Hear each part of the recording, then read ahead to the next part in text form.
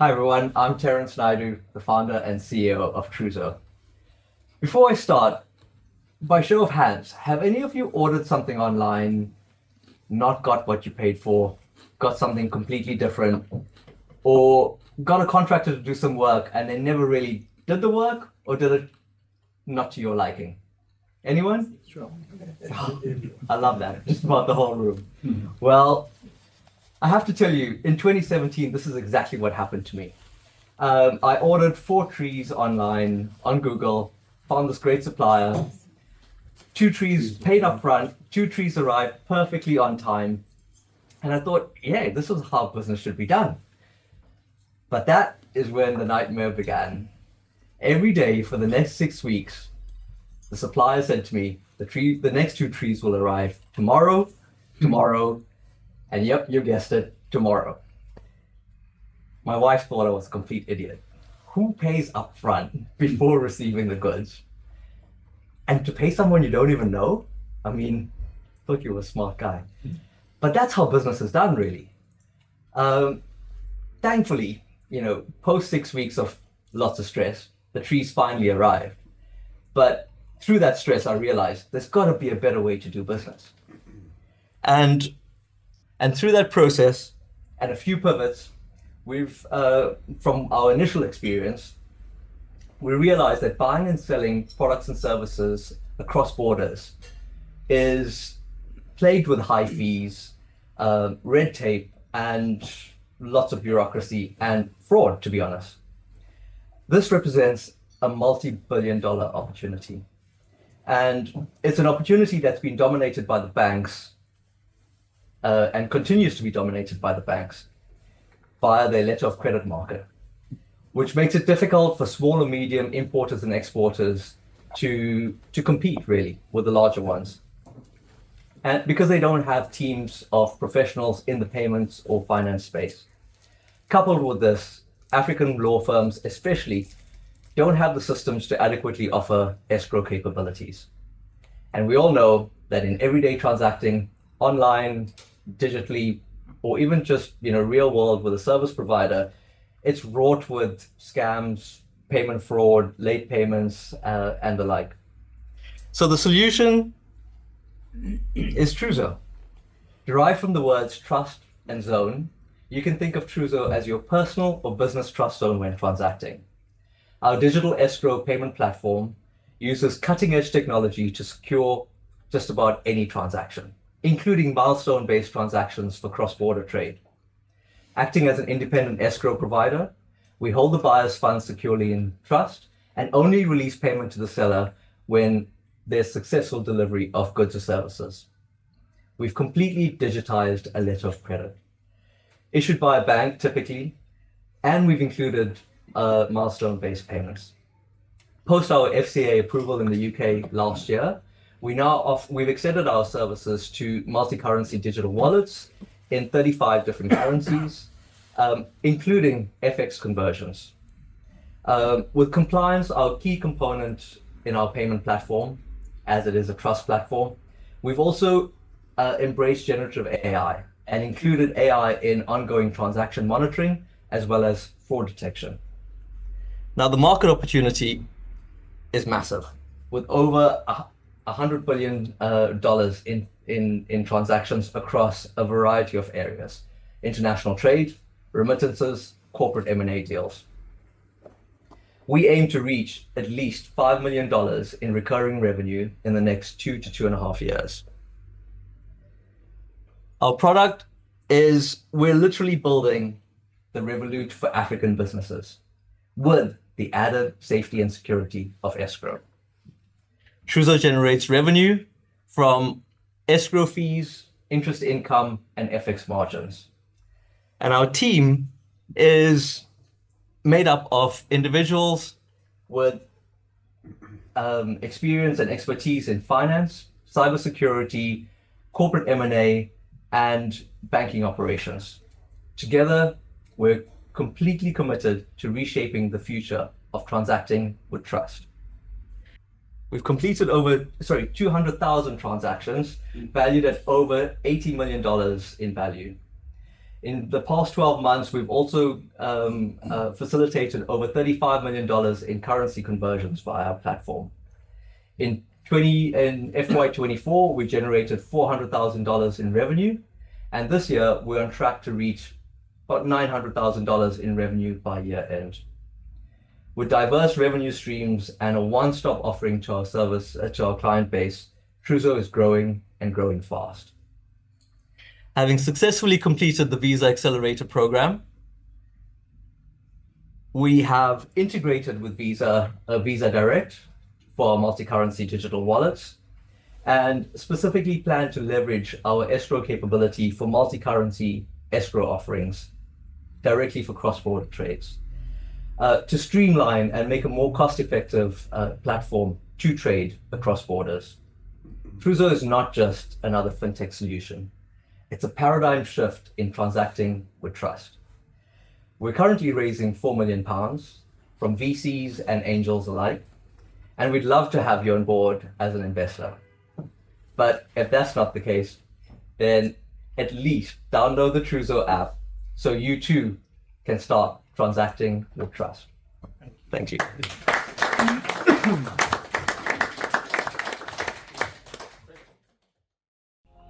Kinjani is an African climate venture builder. We're helping technical, commercial, and operational founders in a cohort approach build climate companies in Africa by Africa. So at Kinjani, we do the hard things. And what that looks like is helping founders who are building physical infrastructure, looking at how they can remove carbon, increasing biodiversity and access to water. That is leveraging the natural resources that we have, our space, our oceans, our minerals, our biomass, our talents in Africa by Africans. We believe Africa has a role to play in this climate crisis. It's actually what I was dreaming of. It's a beautiful combination of things. By investing in the humans and the time and the ideas, you're enabling an environment for growth to occur, environmentally and economically. It's Ubuntu. What we're really looking for is investment partners who really believe in creating the next generation of what our planet looks like, with the people who are thinking deeply about the systems, the science, and how these pieces come together. And we needed to do that in a way that can scale it. And we want to double down in the ones that really have the biggest impact and financial returns. Carbon removal alone is going to be bigger than the oil and gas industry is today, and it needs to scale much faster than that industry and every other industry did. So by investing in Kinjani at this stage, you're not only investing in 90 founders building 33 to 45 climate companies in sub-Saharan Africa, you're also investing in solutions by Africa for Africa. And you're being part of the journey, providing the right types of capital for these hard innovations to scale sustainably.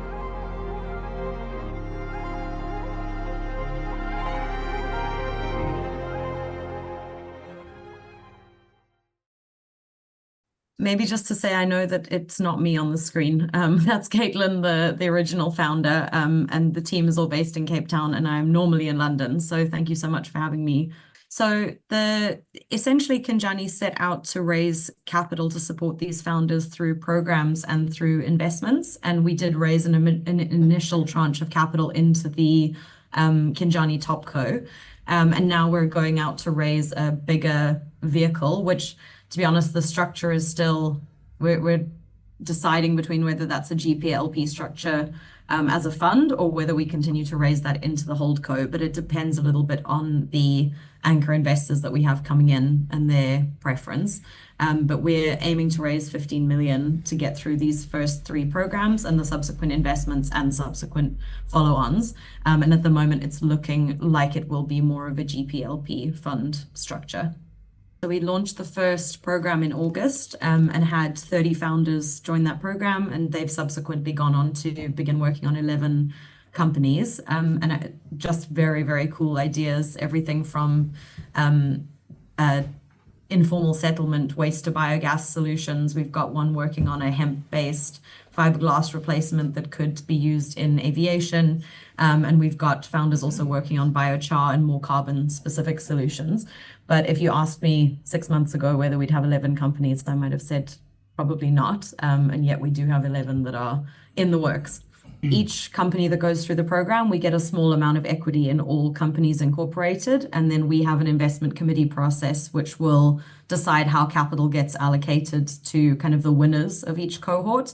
And there'll be opportunities for co-invest in each of those deals. So I guess part of the offering today is not just to look at Kinjani, but as we have companies coming through the program, they'll also be looking for investors. So hopefully we can bring some of them to future events like this.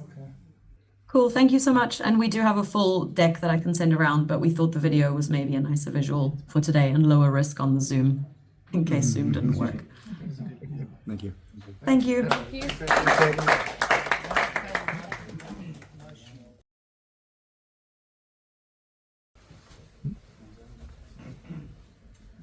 Globally, healthcare services are facing major challenges. And it's a double-edged sword, right? On the one end, you have a critical shortage of specialist resources. And on the other side, we've seen a massive growth of AI in healthcare. But these AI companies and healthcare providers are facing possibly hefty fines with the FDA or EU AI Health Act if they do not have robust monitoring and validation tools. And this is where Envision a Deep AI comes in. We address these pressing gaps in AI diagnostics through real-world validation and reduce misdiagnosis through our suite of AI tools and AI assurance products. Now, myself, being one of 20 pediatric radiologists in the continent of Africa, we developed Radify to augment and multiply what I do as a radiologist. And for the more mature AI market is our Ratify, which is our AI assurance tool that provides real-world, real-time monitoring and validation. Now, I'm just one of 3 passionate minds behind Envision a Deep AI. You would recognize one person. But what we do is we bring in more than 20 years of experience each in radiology, business, and technology. And the way we generate revenue with Radify, it's a SaaS model and scaled depending on the number of images. Ratify, which is our flagship product and just recently launched, we sell through licenses. Now, we target both healthcare providers as well as industry providers. That's because of the number of use cases for our Ratify solution. We have achieved early traction in South Africa through our implementations. Through one of our largest clients is Glencore Mines, and we're looking to expand our services in their clinics in the first quarter of next year. We also have a strong pipeline of partnerships with Children's Hospital of Philadelphia. Just recently signed a partnership with Blackford AI Marketplace for the European and US market, and MTN Genosis for the Africa market. But I'm very proud to announce that we've also just recently signed a partnership with Bayer Pharmaceutical, and this is to partner on the AI innovation platform with Google that was recently announced. Our PR will be coming out in the next 2 weeks.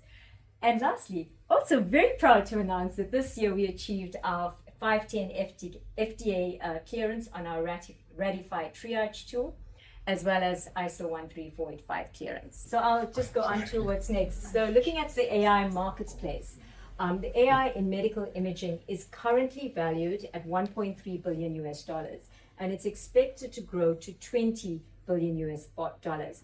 And what is very critical for this AI marketplace market to grow is validation to enhance adoption. Now, in terms of our total achievable market or our serviceable achievable market, that is it's around $500 million and annually. And what we're looking to achieve in terms of our serviceable obtainable market is $85 million. in the near term. I'm so used to touching this.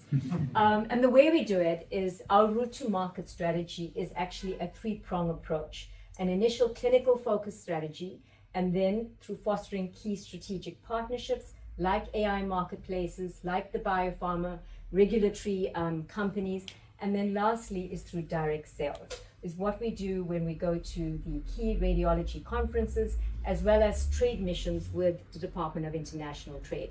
We are part of the Global Entrepreneur Program with the Department of International Trade in the UK. That's the route to market. I'm just trying to think. So we're very proud of all our recent achievements, and recently as well, we were nominated as one of the finalists with the Best Solution Provider Radiology Software. Now, we've done all of this really on a shoestring budget. We bootstrapped for the first 3 years, and in 2023, we took on an investment through RMB Ventures, Rand Merchant Bank Ventures, as well as the Gig Africa Fund. And this was purely to get our FDA and ISO 13485 clearance, which we have achieved.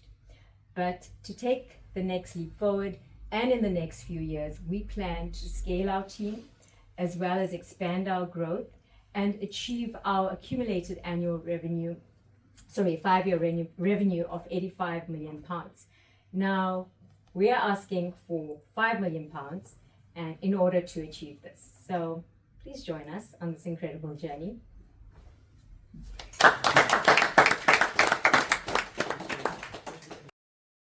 We are based in the UK, so we have a team in South Africa. There's about 9 people in South Africa, and the 3 founders are based in the UK. So our valuation is currently at 30 million pounds, and so 5 million will get you at a discount. So we are giving a discount for the early investors, 17% of the business. So we own all our products. We have some patents in process as well. Everything is developed in-house. So we've got our Radify AI suite, and that is object detection. And the way it's trained is through radiologists annotating. And so that's why the quality of the AI tool is different and the product is different, because there's decisioning behind it. It's not just an algorithm, it's the human and the algorithm. Now, our AI assurance tool, and this is really through our own process, developing AI tools, implementing it, and going through regulatory clearances. So we first to market in a product like this, because it is an end-to-end product, and where we have a unique competitive edge is in that real-time monitoring and validation. So what happens is a radiologist can go in and actually provide real-time audit. So that is unique. In addition to that, we also have some Gen AI models that run and does an immediate comparison between a radiologist as well as an AI output. So that doesn't require a click by a radiologist. Very conscious about this next slide, given that I'm in a law firm, but imagine legal services without the lawyers.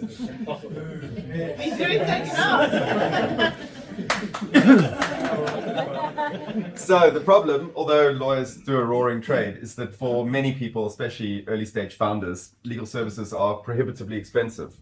I know this because I ran a SaaS company until recently, and I'm doing so again. Lawyers would charge upwards of £350 an hour. The starting price to do our basic agreements, terms and conditions, those sort of agreements for our company was at least £5,000. And if you're an early stage tech company, this is pretty expensive. Why do early stage tech companies suffer more than some others? Well, we've got complex contracting requirements. Every tech company is different, so every tech company requires different contracts. The contracts, with this confusing regulations coming out all the time, AI regs and so on, and we have limited resources. And so what do startups do? They beg, borrow, and steal. In other words, they literally look at their competitors. Firstly, they do nothing at all. We met many startups that do nothing at all, and others that will beg, borrow, and steal. They'll literally look at their competitors' contracts and terms and conditions and copy it for themselves, which I'm sure most lawyers would say is not a great idea. 13 billion is lost annually. I won't go into all the details, but small businesses lose a lot of money by having the wrong legal documents in place. And so that was the motivation behind starting Flow Legal. So what is Flow Legal? Flow Legal is an AI-powered self-service online platform for early-stage tech companies to manage all legal aspects of their business including contracting policies and governance. Product looks like this. There's essentially two parts to it. There's the AI aspect where you chat to an AI instead of a lawyer, and it learns about your company and drafts these contracts. And then a second part where it sort of automates a lot of the contracting, including signature workflows, click wrapping, and various other things that a early stage company would need. So again, how does it work? You chat to the product. It drafts various contracts for you. It then sends those contracts out for signature or embeds them into your website. And then being a company, you're obviously iterating your product all the time. You come back to the AI, you tell it, I've just added a new feature. It figures out all the contracts that need updating and updates those contracts. I'm seeing some lawyers in the back that are giving me funny looks. So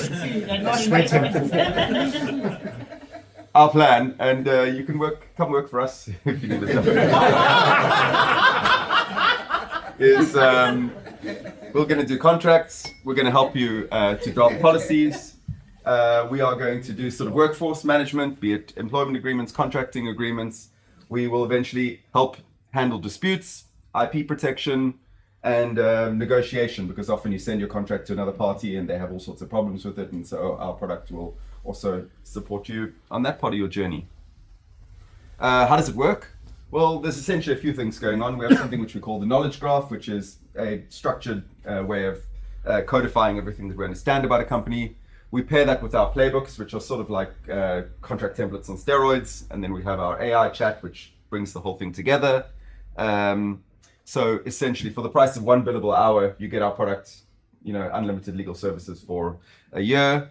And how we make money is through a SaaS model. We charge £30 per business per month, and if you want to have extra users on the platform, it's an extra 10 a month. There is some competition in the space, and I'll just quickly talk you through it. There's a lot of products that have sort of no AI, or that started out without much AI, including the likes of Seed Legals and Docu. So they work through sort of more traditional templating. They don't really have a big understanding of your product. They can't really interact with you like a lawyer would. There's a lot of products that are built for lawyers. Harvey is a really big one. Robin AI is a UK-based company. So there's a lot of tools that are generative AI first that are built for lawyers, but there's almost nothing that's specifically generative AI that's for startups that's not made for lawyers, and that's where we find ourselves. I won't go through all of this, but we have some financial projections. Essentially, we think that we could win something like 40K customers, which would give us 112 million in revenue. These are small companies, it's a product-led growth strategy. It's a big market size. You can kind of look at it in two ways. From bottom up, these are the number of UK-based SMEs that are working in the tech sector, and we see that as a 9 billion opportunity. Looking at from top down, just look at the whole legal services market, which is a $1 trillion and growing market. There's lots of room for traditional law firms targeting big customers, and then small startups like ourselves going the disruptive route. Who are we? So I am a previous legal tech founder. So I started my first legal tech when I was in South Africa, called Legal Connection. Came here to the UK, raised 500K in total. Product still exists, being used in big law firms like DLA Piper and Freshfields. I sold it to one of our angel investors. I'm joined by a guy that I met at a networking event like this one about a year ago, who happens to be a lawyer, works at BT in the tech law department, and the two of us are working on this together. We've got a third co-founder that I can't talk about yet, but it seems like he's going to be joining us. We have a handful of customers that have paid us a small deposit of £50 for initial services and for use of the platform when it gets ready. One of the customers is in this room. Is he still here? Ismail. Oh, he left already. Okay, we did have a customers here. There's a few others. We've raised £100,000, so we've got another 150K of SEIS remaining. I'm sure everyone knows what SEIS is. It's the good investment that everyone wants, and we're raising that at a 2 million valuation. And then when that's done, we're going to open up another round at a little bit later next year, once we've achieved a bit more traction, which will be at a 5 million valuation. And that is us. Do you have any questions? So we're not a law firm. So if you really want that legal, if you want to be able to like sue the people that wrote the contract, you can go to a law firm. We find ourselves in with those other competitors that I showed you, like Rocket Lawyer and Seed Legals. You don't have to be a law firm in order to provide the services that we provide. We can't represent you in court or anything like that.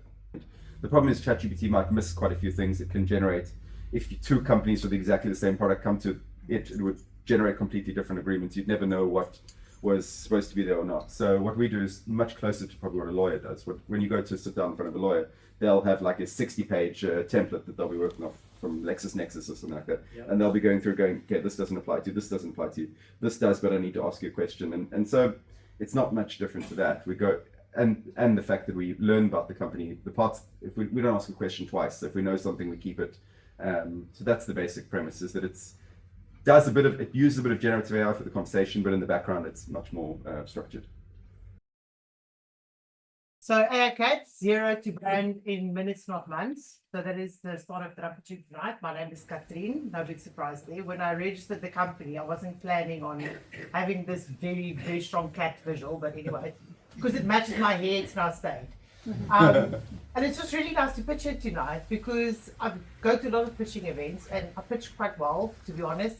And I'm often like, oh, it's going to be easy, but everyone here pitched really well tonight. So I love that about South Africans. They work really hard and they're very good at what they do. That's cool. So automating the brand agency process to deliver scalable, authentic branding and content solutions through AI. And this is basically what we do. This is my favorite slide because it sums it up in 1 minute. This is the traditional branding process, and this is what AICAT does. So just to define branding process, seeing that there's so many lawyers here, and I love lawyers, by the way. My brother's a lawyer, my aunt is a judge in South Africa. So I'm very pro lawyers. I started at Unilever in South Africa, in Durban. And then I worked at Reckitt Benckiser and Danone, and then I was at Vodacom in South Africa and got promoted to Vodafone in the UK as head of enterprise brand. But when I started at Unilever, they took us away for like 2 weeks and we had to do a brand key. And a brand key is basically the start of what I'm building, which is like an AI brand DNA, which has got proprietary prompts in. And if you are Coke or Nike or whatever massive brand, you've got millions to pay WPP or Publicis or Ogilvy or whatever to create you like a brand strategy. And then if you use AI, it's very easy for the AI to understand your brand because you've got a brand data set. And all the young tech brands that even all our friends who presented here, they have not paid WPP £120,000 that have spent 6 months working on a brand strategy and a brand key and a brand this and that. Everyone makes up all these funny fluffy names, which actually is just a brand data set. So when they put their stuff into ChatGPT, and just carry on to the next slide, look at the team. When they put their stuff onto ChatGPT, the AI doesn't know them. And like Gemini is trained on 170 trillion parameters. So now you're going on your brand, you go tone, you go sustainable, inclusive, authentic, kind, I don't know, hardworking, whatever. You sound like every other startup in the UK or in South Africa because everyone is inclusive, relatable, and authentic these days, right? So there's no ways you're going to stand out between 170 trillion parameters. So it's very important because AI is just like humans. Like if I ask you to mimic the person you love the most in the world, you can probably mimic that person, not in a weird way. But if I ask you to mimic me tomorrow, you won't be able to do that because you don't know me well enough. So what we create is basically this brand data set, which is like a speed dating for AI. And it introduces AI into the brand like immediately, so it knows enough about the brand to be able to speak content authentically and organically, and also create brand strategy. So this is the team. South African, Slovenian, living in San Francisco, South African. Actually my team this is design team. They are the best designers. They started the Squin brand. I don't know if you know the Squin brand in South Africa, Squin Skincare, so they are behind creating that brand. And I just knew I needed the best designers, so they are very good with AI as well. And this is Hilda. She's actually on one of the latest Netflixes in South Africa. She's actually an actress, but she's a very good sales person. And then Raphael got a first at St. Andrews for computer science, and he is what I will call your shit hot front cover Forbes co-founder that I was looking for, because it was always good to have a smart CTO, because if you want to have a good product in AI, you have to have the best tech people, especially if you're like me, a disciplined founder, which I agree with the disciplined people who are experts in their field, they can harness AI better than anyone else in their specific field. That's definitely what I did. And this is Lime, thank God, our new developer who is managing the error channel at the moment. So we're deploying in like 2 weeks' time, and the error channel is very long. And this is my dad. God, we've almost forgot him. He was a partner in PwC in South Africa, and he was the CFO of Rainbow Chicken, that 60 billion rand company in South Africa. And he is now my CFO, which I think is the main reason I got investment, because he looks very trustworthy, and I don't. And then the branding gap. So branding is tough. Like, I worked at all these big companies. We had millions of pounds and rands. I worked at Ultramal Yogi Sip. If you were in South Africa in 2010 with the Football World Cup, if you ate Ultramal with Ryk Neetling or Piers Spies or Tendam Tarira on the pack, or Albion Monet Morkel on Yogi Sip, I was there. So I love the sports guys. So I always worked with them. So branding is tough. It is really tough. So to build a brand from scratch is actually really, really hard. And even now that I'm helping startups, I see that.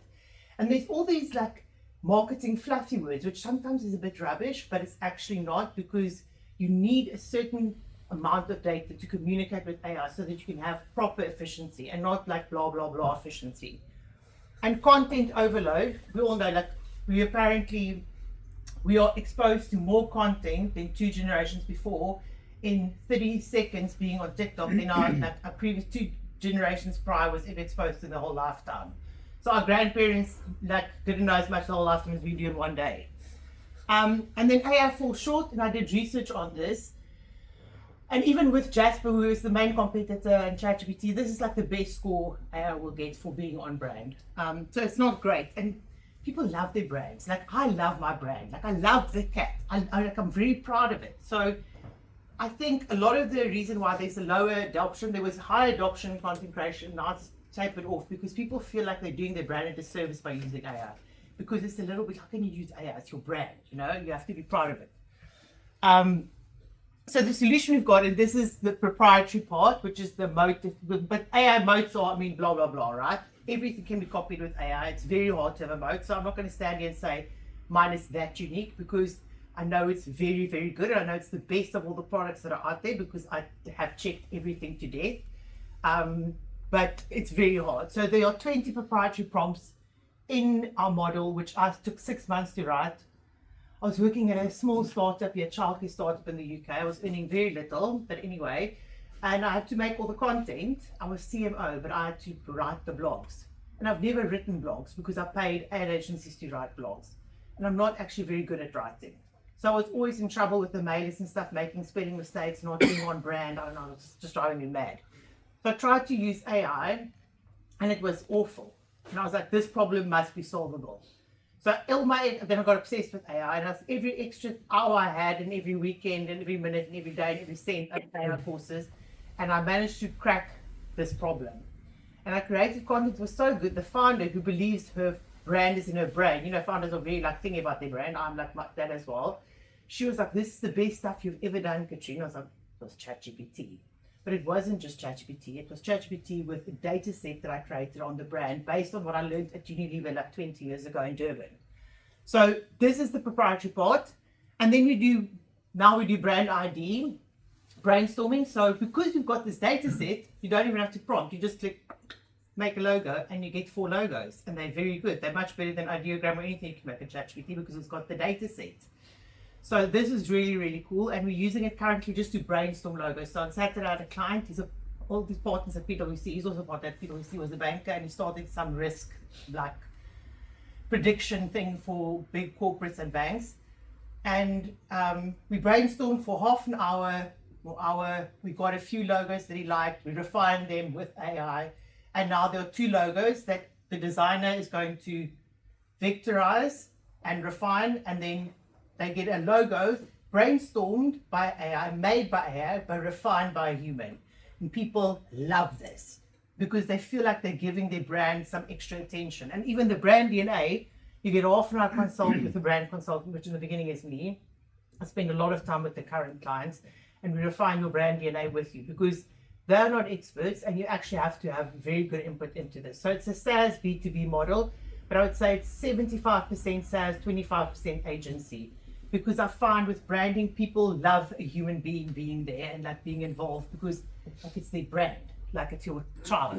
Then automated content, I'm literally managed to double the startup where I worked.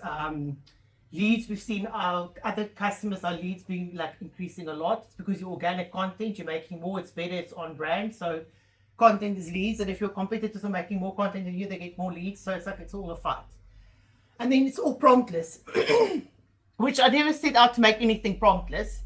But my very first customer, I went as part of Female Founders Rise, and she was like, I'm not an engineer. It was like a single business ad agency lady. And she's like, I'm not an engineer. I don't want to be an engineer. I don't want to prompt. She's like, okay, fine, I'll make it promptless because that was my first customer, right? And I needed a customer. So we just made it promptless. And now that's a big USP for us. So we haven't launched, just for the record, we have not launched. We have a proof of concept, which is like dodgy, but it works really well. So I do demos with this proof of concept, and then I use it and I send the stuff to the clients. But since August, we've got 12 clients, 12 paying clients. I ran out of money and I had to charge people, so I just sent them invoices and they all paid. So I was like, okay, great. So then we've got 10 letters of that is true. And we have 10 brands from South Africa, which is the ad agency there, which is doing a partnership with Cisco, and they're going to sponsor 10 brands. Got an MVP waitlist of 75, and this is from the UK, some from Europe and from the States as well. And Rafael, my co-founder, is in Silicon Valley. So we have Silicon Valley, South Africa. So we're doing all the narrative for our website because we're busy updating it for the launch. We're like from Silicon Valley, London, and Cape Town. That's what we can say now. But I think it sounds cool. And then we've got like quite a few LinkedIn follows. And this is the product. So this is stuff that we've created. This is actually obviously they're not my customers, but I just thought I'll show you what you can make. I'd love them to be. This is the Gymshark image, which is super cool because it's a very diverse female. As you can see, strong, like mixed race female. And when I made it, I sent it I put it on LinkedIn, and the Gymshark CTO, chief brand officer, Noel was like, oh God, this is amazing. Like, but do you understand? Like, your brand, all the data on the internet about your brand is diverse, because otherwise it wouldn't make this, because this is just a reflection, because I didn't have the internal stuff. So it's pretty cool. It's quite a good test. So the brand DNA is a very good audit tool. It's a very good rebranding tool. It's a very good competitor check tool. We're putting some updates in now from what we've heard from the customers we've had. So this is what it looks like. The brand DNA is like 10 pages of brand strategy. It gives you about 20 parameters. So purpose, vision, mission, values, personality, tone, content pillars, content themes, your target market, your secondary target market, and it gives like the psychographics, needs and pain points. Like it's legit. And there's obviously cats everywhere. And then our product roadmap is November. We're launching our beta, so our first launch. So we're obviously very early stage. We've got a brand ID, which means that we're going to automate giving people on top of the logo brainstorming the creation of the logo, like fonts and Pantones and things like that. And then the UK go-to-market, which is maybe more like a very aggressive push, which this is very exciting, by the way. And we're actually doing it now in the beginning of February. I'm a Google-backed startup, so I've got £25,000 worth of Google credits until, I don't know, make a certain amount of revenue, and then that goes up to 250,000. But I work at the Google Startup Hub Cloud for free all the time, and they're partnering with AICAT to have a creative hackathon. We will get, I know people from Samsung, the head of brand from Samsung. So I'm getting Samsung to sponsor it with Google, where they will give us their AI phones, because I don't know if you've seen the Samsung AI phone.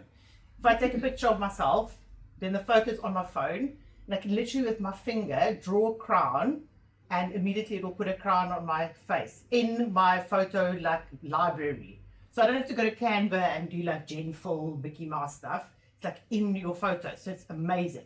So we're gonna make it so the model can upload normal photos. We're all making images. But so we're working with Samsung and with Google to do this launch. We have a creative hackathon with 100 creatives and startups, all creating a campaign and a brand in like 4 hours. So I'm super excited about that. We're doing it earlier because I want to make a lot of money very fast, because this is the game. And then USA and global, but we already have some USA clients. They're not my favorite client, they're scientists. It's very hard to create anything for them that they like, but anyway. My husband is a scientist. So this is the ask. We're raising mainly for the tech, because they are the most important. and then marketing and venture, which is growing the business. And we've already raised, actually I closed my round, thank God I got money somewhere because I was almost going to fall over. We raised 290,000 with SACC Capital, who's the UK's largest early stage investor as lead investor, and then we got 50,000 pounds from an ad agency in South Africa. So we've raised it, we've closed our round, but we are willing to bring other investors on board, like at a much higher valuation, if it's the right type of investors. So, I mean, I don't need money right now, if I'm being very honest, but I'm very open to having conversations because we will be having a seed round next year in April. And I love working with the South African people. So for me, it's like, you know, quite cool. And I think AI is the future. And if, I mean, WPP and Canva are trying to do what we are doing, which is automating the vectorization. And some people might think I'm bad, but like at least we're still trying, right? So, I mean, they might do it first, but we will also be in the race. So I'm very excited about the future of branding, and I'm very excited about AirCat. And like I always say, this is, if unicorns had hair, it would be look like this. So, any questions?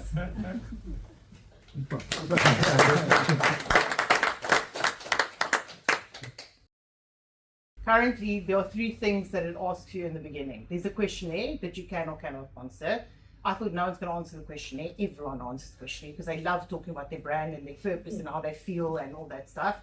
So there's the questionnaire. Then there's that PDF upload, which you can literally, the client that the risk product scenario literally took a picture of the notes we made in the meeting, the notes he made of what he wanted from the DNA. I uploaded that into the model. So founders have like a notebook, some of them do, where they wrote all their brand stuff when they were, I don't know, having wine or something. I've uploaded that.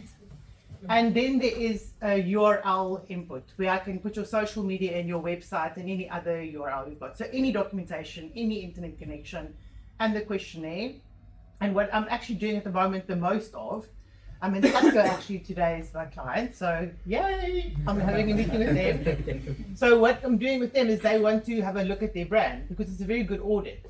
So I'll give you the questionnaire, all the founders answer the questionnaire, all the people who are in decision making and marketing answer the questionnaire. I aggregate the answers and I'll run through the team with that. At the same time, I'll run your website and your socials and maybe like your pitch deck, for example, because I've uploaded pitch decks, I've uploaded lots of stuff into that model. And then you can see I can do a gap analysis and see, even with your competitors, what are they communicating, what is their purpose, and immediately you just start seeing where your brand is positioned. And sometimes you think your brand is speaking to this audience, but actually it's not. So yeah, there's a lot of, actually I've got about 3 clients now who have brands who are using it for content creation because the content is super easy. It's ridiculously easy to make content. And you don't have to prompt, and it's on brand, it's very authentic. It's like, it knows everything about your brand because we've basically built you a brand strategy that WPP will charge you £120,000 for. So,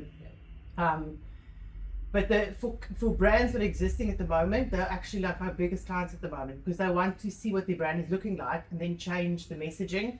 So AI Forge, the incubator I was in, I redid all their messaging, and it was quite interesting because their website, when I showed them their websites, they were like, this is awful. I'm like, yeah, we know that. Right? That's why you asked me. Okay. And then the whole management team answered the questionnaire. And then what the questionnaire was what they wanted. And I showed them the difference, and I did a gap analysis between Y Combinator, Techstars, and a few other that they said are their key competitors. So what are they messaging? What are they doing? Like, you know, what's the actual message and what are you actually physically doing? What's missing from the business? And like, even like you have to write more blogs comes up. So yeah, that's one of my favorite things because I have to be involved, right? So we've got a half an hour consultation as well because people love speaking to a person. They do. I think you should have people, like, people love seeing people's faces in the AI, you know. Yes, good evening to you all, and thank you for the opportunity to share a bit more about our business. And we're a bit of a, maybe slightly different business from what you've seen so far, so we'll see. So it's cutting off a little bit, but it's okay. It's at 64%. So I work in medtech, and what we found is that the prosthetics industry is quite broken. Essentially, we've got a situation where 64% of amputees live in developing and emerging markets, but at the same time, and this is 30 million people around the world, a lot more people are amputated than you might expect. And at the same time, the industry is focusing on technology, which is essentially chasing a very, very small market, very high value, but very small market, which is using carbon fiber, all sorts of tech, and AI as well, and implants and all sorts of things to give people the best prosthetics possible. But the problem is that you leave the mass market behind in the process. So, and this is sort of like an arms race of prosthetics. So you might see in the Paralympics, or all of these things, people running on blades that cost, you could just, in the UK, it costs about 50,000 pounds every 5 years to get all your components for sort of the main state-of-the-art products. Okay. So the mass market has got access to either cheap copies, or they have products which were designed decades ago, which have just not been changed for many years, often designed for not appropriate environments. So this means that the products are often abandoned, and it's about 60% of products actually do get abandoned eventually because the product breaks down or just becomes unusable. So you speak to patients and they say, look, in that sector of the market, the mass market, it's very tricky to find a product that works. So we set out to fix that. I'm Giovanni, and with Clement, we started Go-Assist Technology. We had experience in high-tech prosthetics, but being a South African and understanding the market of a middle-income environment, we realized that we needed to change that. So there's a massive gap, and no one's designing for that mass market of prosthetics. So we had several years of development here at Imperial College London, and then we spun out of the business to commercialize the product. And we had, so that's the team. And in terms of the product, the prosthetic leg is designed with the patented mechanisms inside the knee. I've got one here. And it's to accurately replicate the way someone walks or moves without compromising on their other functions. So it's very stable on all terrains and water and dust proof, and it can bend fully for kneeling. And this is the first in the industry that can do this at this price point. So I come from the automotive industry, so we used a lot of the technologies to bring the cost down. We use a stainless steel chassis inside, and that's also the first of its kind in prosthetics. So that brings us to the lowest end of the price point, but for functionality that's well above that. So it can be used in tough environments, can be repaired easily, and can be manufactured locally and regionally. We've got one factory set up in South Africa that I just came back from today, and one in Switzerland so far. So for the South Africans here, we're talking about the Toyota Hilux or the Isuzu Baki of prosthetics. You can visualize one that can go anywhere, that can be used and can be repaired in the fields. So it's a bit about the product. So basically we tailored for the mass market, and the existing market has been telling us that the products are very unsatisfying as it is, but we also want to expand into the unserved market, which, as you go into the lower income countries, essentially 80 or 90% of people don't have any prosthetic at all on their own crutches. So there's a huge untapped market as well, which is opening up as we bring the price point down. So in total, we've got a £1 billion opportunity, and that will double by 2050 because of increasing conflicts and natural disasters, and diabetes and aging population. So that's a startling statistic, and it'll be about 1 in every 100 people that will be missing a leg by 2050 around the world. So this market is ready for us, and we've done 45 trial users in 4 countries. These are clinical trials, so we're publishing the results and for scientific purposes. We had excellent validation of the design, and people asked us to start manufacturing. The trade shows, we got pre-orders so far, and so essentially we're pre-selling the device and before we do the certification. And then some of the NGOs are trying to encourage us to go a bit faster with this because of the need. We're now focusing on market launch. So here we've got the history of the design. The market launch is finalizing regulatory submission. That's why I had the regulatory question, because I'm the regulatory guy in our company, and also ISO 13485 is in progress, and so that will be also by that Q1. And the 2 strategic locations is South Africa because of the manufacturing, and it'll be Southern Africa, and then Ukraine because of the links to the conflict at the moment there. And there's about 100,000 of new amputees in that market because of that. So, and most of the products that have been supplied have been very over-engineered for the market. They basically break down and are not suitable for that. So yeah, so we've got this vision of 20,000 people on their feet, and that represents a market. Oh, sorry, I've got the financial page. So yeah, we're seeking 500,000. We're about halfway completed on that round. It's a pre-seed or seed round, depending on how you define it. SEIS fund, and we've got most of that still available. And so we're going to spend on regulatory and operations and the sales, and working capital to get the manufacturing up to scale. So it is a growth type of business, focusing on key markets and essentially expanding to different places around the world. We've got a partner with the Red Cross, but they're very slow customers, so they will take their time to buy probably. But we're getting there with them as a big customer. I think I've got all the. We're just predicting a revenue of £9 million in 2029, so the 5-year revenue. But with sufficient capital, we can scale up on that as well. So thank you. We are Go Assistive Technology, and we built for life's demands. There's a quote from one of our users in the field trial in Cambodia. Thank you. Yeah, so that's let's say the philosophy is no electronics, but it is quite straightforward to add sensors to the device. It wouldn't have a motor, for instance, so it wouldn't be powered to. But those ones basically just the sky's the limit on the price.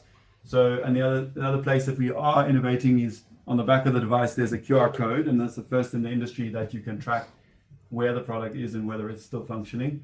So we're trying to do it in a non-electronic way because patients are very sensitive about being tracked. So we're using a QR code and we have an app that basically allows people to communicate with their prosthetist and decide whether they want to share. A lot of products go out into the market and are never seen again. So that's a big add factor, yeah. Essentially, we took a lot of input from people in these markets, and we realized that they know what price is typical in their market, but what they get for that price is very poor. So we basically did a bottom-up complete redesign using technologies that are much better at scaling than what's being used. Currently, most prosthetics are made by blocks of aluminium or blocks of titanium that are machined, and it's just a very wasteful process, and it's not designed for scaling like the car industry. So and the functionality I can show you afterwards, but essentially it's a more durable and more, that's where the patents come in, higher range of motion. So it's the first prosthetic that can range, like can go fully. So basically can create a much higher functioning prosthetic than what is available in that price point. So in this sort of, you've got mechanical, hydraulic, and electronic knees out in the market. So this basically covers mechanical, and so essentially from the £600 to £800 market price point, which is sort of the lowest certified products in the market. You can get cheaper, but uncertified. And then it will be, in terms of functionality, it would be equivalent to up to about a £2,500 product. So you basically, that's the window, and you sort of at that bottom end of that market.